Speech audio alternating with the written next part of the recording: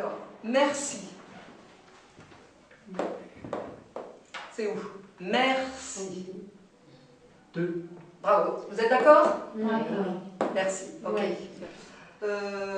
Anna, donnez-moi un mot. Mercredi. Mercredi. Super. Où est-ce que je mets? 1, 2 ou 3? Toi. Je connais la clairière depuis 2005. J'ai fait le cours de français ici. J'ai appris le français. C'est l'important pour moi. Et après, j'ai trouvé beaucoup d'aide moralement. Pour les papiers, pour le logement, pour tout. Pour tout. Ouais. Les gens ici nous écoutent beaucoup. Vraiment, on a de l'écoute, on a l'attention, on a le respect. Et qu'on sent qu'on est vraiment, par exemple, je suis quelqu'un dans la société qui est efficace et tout ça, c'était de là que j'ai pris la valeur. Là, je l'ai trouvée ici. À l'époque où j'ai connu la clairière, j'étais pas très bien, j'allais pas bien du tout. Le fait que j'avais quitté ma famille en fait pour venir à la région parisienne, donc je me suis vraiment retrouvée isolée ici. La clairière m'a prise en charge vis-à-vis de mon insertion, vis-à-vis de l'hébergement, parce que quand je suis arrivée à Paris, donc j'avais pas de logement. J'étais SDF comme on dit, sans domicile fixe, mais ça m'empêchait pas de vivre comme tout le monde. C'est juste 4 murs que j'avais pas. Les éducateurs qui sont là, ils ont pas de mal à discuter avec toi, ça va. On n'a pas de mal à se lâcher pour leur expliquer un peu notre situation. Ils nous donnent des solutions. Je suis arrivée comme bénévole parce que ma fille était à l'école dans le rue Montorgueil. Et donc je suis arrivée pour faire un peu de bénévolat dans les cours de français. Et puis après, le poste de l'accueil, les filles partaient à la retraite. Donc voilà, j'ai pris le poste de l'accueil. C'est l'ouverture sur tout et sur tous. Et quelque chose de pas formalisé comme un lieu public, une administration publique. Il faut que les gens, quand ils rentrent, ils sentent qu'il n'y a pas de... c'est pas un guichet, c'est pas... voilà, on va pas donner un numéro. Quel que soit le problème, on va essayer d'accompagner la personne dans sa recherche, quelle qu'elle soit.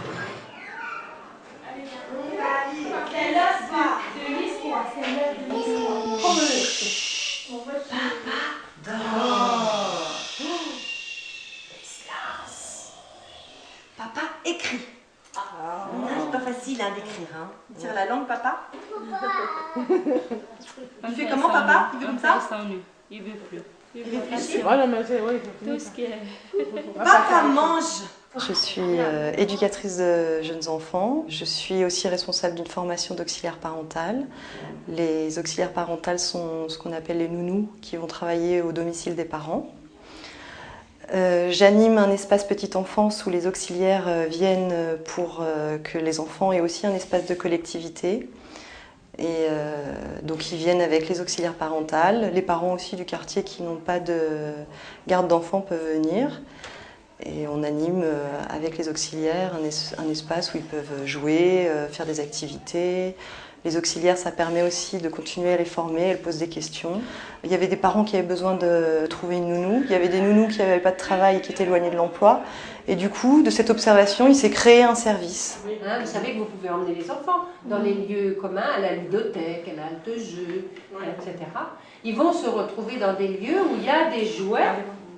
Et là, c'est important qu'ils jouent avec les jeux qu'ils aiment, qui les attirent. Du fait de la créativité de la clairière, du fait du grand espace de liberté qu'on a dans notre travail, avec le caractère que j'ai, moi ça m'a apporté des compétences, dans le sens où j'aime trouver par moi-même des solutions, les chercher, les créer, les inventer. Et cette structure comme ça, ça me pousse à toujours aller plus loin, à réfléchir à ce que je fais, à échanger avec les collègues, à dire voilà, tel point là, je sais pas, trouvons des idées ensemble. C'est ça, c'est la motivation de se dire je peux toujours aller plus loin et gagner en compétences, quoi. C'est ça que ça m'apporte, la clairière. Alors, A, B, et je te demande de tracer, voilà, alors qu'est-ce que tu traces? Il faut ta règle pour aller droit, sinon tu vas pas aller droit. J'ai pris ma retraite en 2002 et j'ai fait partie de l'accompagnement scolaire. Donc ça fait maintenant une bonne dizaine d'années que j'ai la chance d'avoir des tête-à-tête avec un enfant, alors qu'après avoir enseigné 40 ans, je n'avais de tête-à-tête qu'avec ma classe entière, et c'est très très différent. C'est vraiment, moi j'aime beaucoup, les enfants me manquaient, et là vraiment j'ai trouvé autre chose, et je trouvais que c'était formidable. Je me sens bien quand je viens ici parce que je connais beaucoup de monde, parce que je me sens utile. Donc ça a été une ouverture à la fois sur un plan social. J'ai connu des gens que je n'aurais pas connus si je n'étais pas venue ici, puisque ce n'est pas du tout le même milieu social que le mien. Et ça m'a donné une ouverture par rapport au monde, par rapport au quartier même.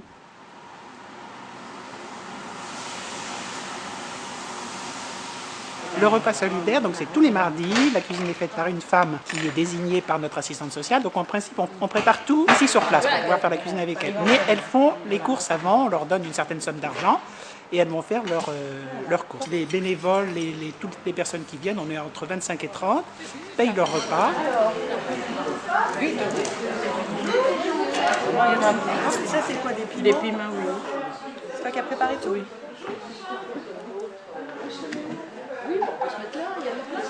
C'est bon. Ça fait bientôt 10 ans que je connais la Clairière. Et c'est tous les jours que je vais à la Clairière, c'est une renaissance pour moi, la Clairière. Ça m'a apporté beaucoup de choses, connaître des gens, connaître beaucoup de choses que je ne connais pas en France en fait. J'avais pas de papier, j'avais pas d'enfant, je n'avais pas de maison, j'étais comme ça. Du coup, je suis venue, j'étais enceinte, c'est vrai, après j'ai eu mon enfant, après du coup, après j'ai eu mes papiers. Je continue, j'arrive à la Clairière, on m'a soutenu moralement et tout ça. Et puis maintenant, là, Dieu merci, j'ai mes 3 enfants, j'ai mon appartement dans le 15e, tout va bien. Je souhaite à tout le monde qui trouve le bonheur que j'ai eu à la Clairière. En fait, tous les gens qui sont en France, qui souffrent par papier, à maison et tout. Ouais. Ça m'a apporté un soutien moral du côté des éducateurs et un soutien aussi professionnel pour le côté boulot qu'ils ont pu me fournir. Le fait de travailler, c'est quand même un antidépresseur. Ça fait du bien, ça te fait garder le moral de voir d'autres personnes, de voir du monde avec qui tu peux parler, discuter, travailler, tout ça. Et puis parfois, c'est des gens qui sont dans la même situation que toi. Donc finalement, ça te booste, ça nous motive. J'avais 18 ans, comme je vous ai dit, maintenant j'en ai 28. Ils m'ont vu enceinte, ils m'ont vu accoucher, reprendre la vie professionnelle. Et pour moi, je ne remercierai jamais assez la Clairière. C'est bon pour tous les jeunes, en tout cas, de passer par une association comme celle-ci, en tout cas, ceux qui ont besoin d'aide. Parce qu'ils vont réussir s'ils passent par la Clairière, parce que moi, j'avais aucune raison de ne pas réussir, étant encadrée comme je l'ai été, quoi. Pour moi, la Clairière, c'est une famille, en quelque sorte, pour moi, parce que c'est un lieu, d'après Wilfred, le père fondateur de cette association, c'est un lieu pour retrouver sa place. Bon, moi, ça a été le cas. J'ai retrouvé ma place, non seulement au sein de l'association, et au sein du 2e arrondissement aussi. C'est dans le long terme qu'on voit que finalement, on a semé un peu des graines, on a accompagné, on a permis à des gens de respirer un peu, de se projeter. Et puis 4 ans après, on voit des femmes et des hommes, et même des fois des enfants qui deviennent grands, qui ont des projets, de vie, j'aime pas trop ce mot-là, mais qui sont bien dans leur vie, qui vont bien, qui ont l'air d'être heureux malgré tout. Si une personne ne change pas de regard sur elle-même, elle ne se poussera pas vers l'avenir. Elle restera sur le même regard qu'elle a, c'est-à-dire le regard de quelqu'un qui se dit « je suis rien ». Il faut changer cette image. Et la seule façon qu'elle change de regard sur elle-même, c'est que nous-mêmes, nous puissions porter sur elle un nouveau regard. Mais un nouveau regard juste et authentique. On fait en sorte que la personne qui se trouve complètement démunie retisse petit à petit sa vie parce qu'elle a changé son regard sur elle-même. Et c'est elle-même qui, en trouvant son projet de vie, va trouver son projet d'insertion sociale ou socio-professionnelle.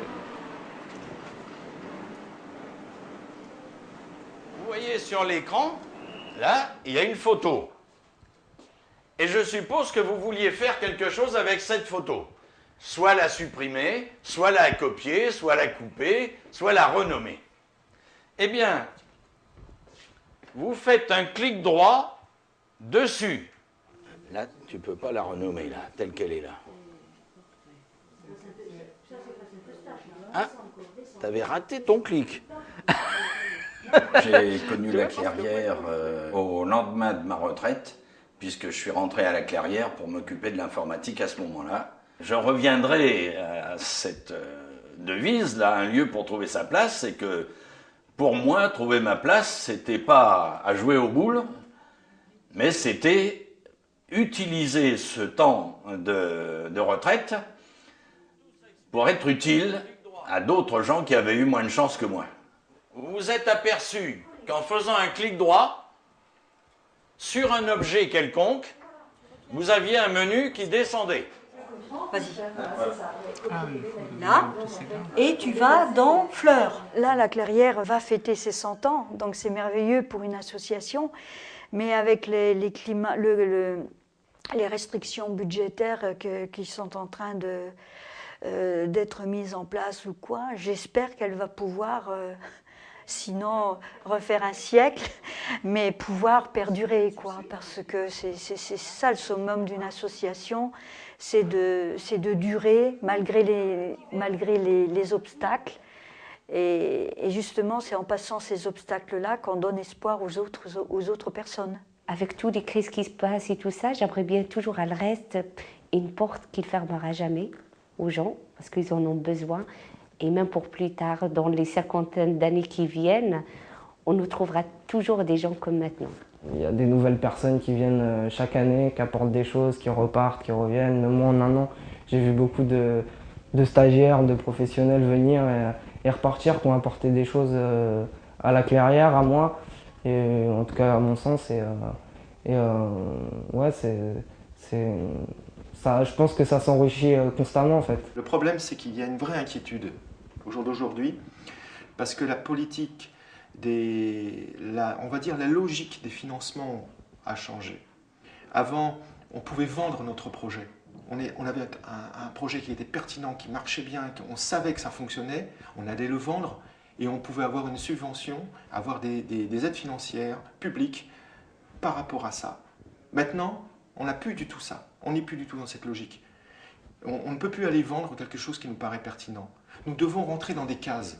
Ce que j'entrevois, ce dont je suis à peu près sûre même, c'est que la Clairière va vers des rapports de force pour continuer d'exister telle qu'elle existe, avec sa diversité, ses opinions différentes, sa morale, la morale qui plane sur le tout. Ouais, ça va demander de la force et un peu de lutte, et même peut-être beaucoup de lutte. Depuis maintenant 1944-2011, ça fait 67 ans que j'entre dans ces lieux, que je côtoie ce qui s'y fait, ce que m'a apporté la Clairière et ce que la Clairière a apporté à tous ceux, bénévoles comme salariés qui y sont, je pense, c'est une vision de l'humain positive. J'ai pu faire des rencontres humaines auprès de la Clairière, dont je garde encore les images. Ce sont ces mamans qui m'amenaient leur 10e petit enfant à la consultation de nourrisson. Ce sont ces pères que je croisais dans les couloirs qui me demandaient des conseils. Ce sont ces fêtes que nous organisions au moment de Noël, bien sûr, avec tellement d'enfants et une telle atmosphère de communion fraternelle. C'est une école de la fraternité, du respect et du retour à la dignité de tous.